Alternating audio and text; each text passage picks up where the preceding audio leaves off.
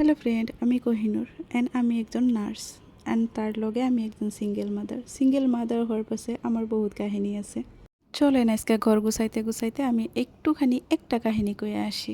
বহুদিন থেকে সোশ্যাল মিডিয়াতে আমাকে সবাই মেসেজ দিয়ে জিজ্ঞাসা করতেছে যে তোমার কিসের নিকে সারাসারি হয়েছে বা কিসের নিকে তুমি ঘুরে আইসো একটা বাচ্চা নিয়ে আহিরে, তুমি কে নিকে মানায় নিবার পারো নাই কে ওখানে দেখতে শুনতে বা কোথায় বাতায় তো তুমি একজন ভালো মানুষ মনে হয়, তো কিসের নিকে আইসা পড়ছো তুমি?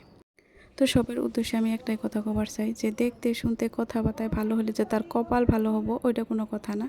আমি সন্তানের বা সংসারের সুখ সবার কপালে টিকে না, তো আমার কপালে টিকে নেই কে। তার ভিতরে একটা কথা হলো মানসিক শান্তির একটা কথা আছে।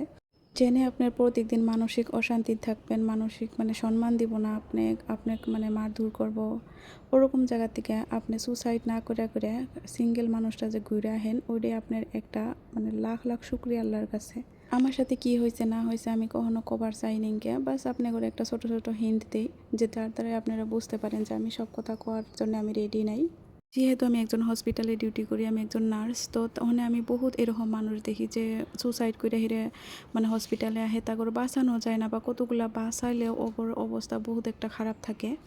আমি আল্লাহর কাছে শুক্রিয়া করি যে আমার ফ্যামিলিকেও শুক্রিয়া করি যে আমাকে সাপোর্ট করছিল, আমাকে বুঝছিল। আমার সাথে ওই ঘটনাগুলো হওয়া বহুত বছর হয়ে গেছে, আমি অলরেডি বহুত বছর হলে আমি মুভ অন করে এলাইছি।